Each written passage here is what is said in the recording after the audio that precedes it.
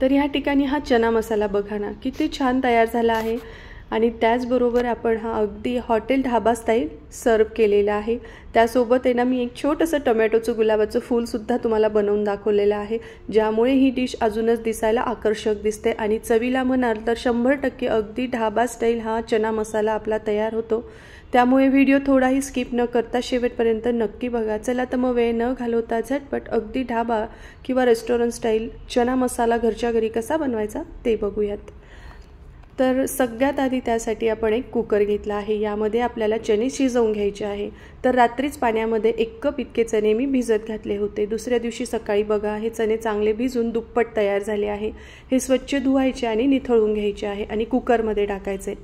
आणि आता शिजवताना पाणी बघा, चण्यांच्या 1 पेर इतकं वरतीपर्यंत पाणी ठेवायचं, म्हणजे चणे अगदी व्यवस्थित शिजतात आणि पाणी कमी पडत नाही। आता यामध्ये आपल्याला चवीनुसार मीठ टाकायचं आहे आणि 1 चमचा तेल टाकायचं आहे। मीठ टाकल्यामुळे काय होतं, शिजवतानाच आहे ना या चण्यांमध्ये छान ते मुरतं आणि हे चणे खाताना अळणी लागत नाही, चविष्ट लागतात। आणि तेल टाकल्यामुळे चणे अगदी मऊसूत शिजतात।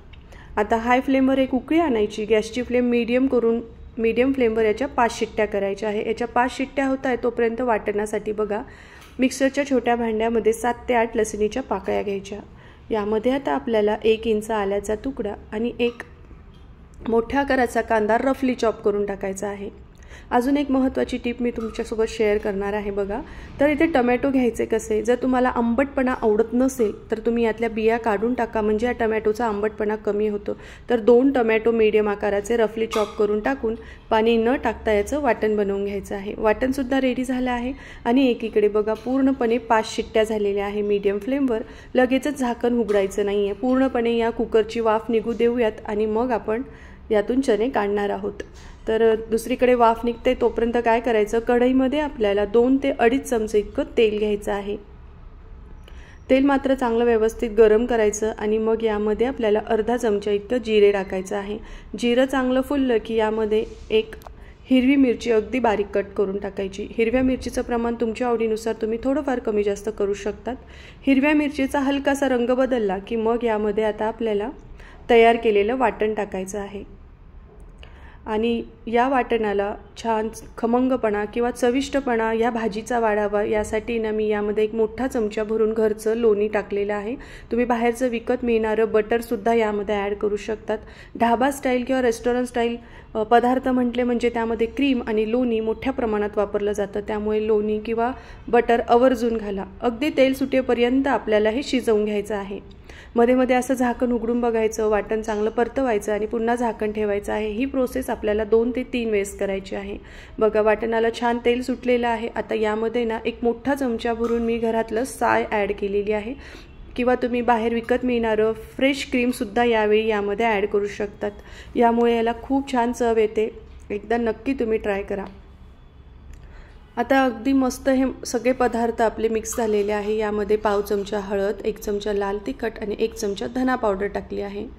1.5 ते 2 चमचे या ठिकाणी मी किचन किंग मसाला ॲड केलेला आहे। तुम्ही या ठिकाणी गरम मसाल्याचा वापर करू शकतात किंवा कुठल्याही ब्रँडचा छोले मसाला या ठिकाणी वापरला तरीही चालेल। थोडेसे मसाले तुमच्या आवडीनुसार तुम्ही कमी जास्त करू शकतात। अगदी तेल सुटेपर्यंत हे मसाले आपल्याला परतवून घ्यायचे आहे। तोपर्यंत तुम्हाला एक निवेदन आहे, तुम्ही अजून माझ्या चॅनलला सबस्क्राईब केलं नसेल तर प्लीज नक्की सबस्क्राईब करा आणि बेल आयकॉनवर क्लिक करा।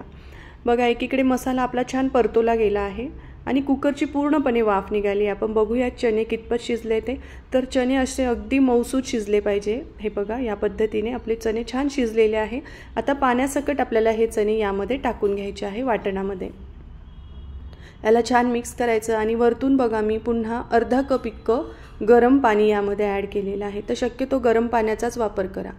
त्याचबरोबर यामध्ये 2 चमचे आपल्याला टोमॅटो सॉस टाकून घ्यायचा आहे आणि मीठ टाकायचं आहे। आता मीठ मात्र बेताचं टाका, कारण आपण चणे शिजवताना सुद्धा मीठ टाकलेलं आहे। आणि 1 चमचा कसुरी मेथी हातावर क्रश करून टाकायची आहे आणि बारीक चिरलेली थोडीशी कोथिंबीर सुद्धा टाकायची। अर्धवट झाकण ठेवून आता आहे ना आपल्याला ही भाजी 10 मिनिटांसाठी मंद आचेवर छान अशी उकळवून घ्यायची आहे। आता आहे ना मी तुम्हाला टोमॅटोचं फूल कसं बनवायचं ते दाखवणार आहे। तर त्यासाठी एक छोट्या आकाराचा बघा मी टोमॅटो घेतला आहे। हा फ्रीजमध्ये ठेवलेला होता। तर टोमॅटोचं फूल करताना आहे ना टोमॅटो थोडासा गार असला पाहिजे, म्हणजे त्याची साल आहे ना अगदी छान व्यवस्थित निघते।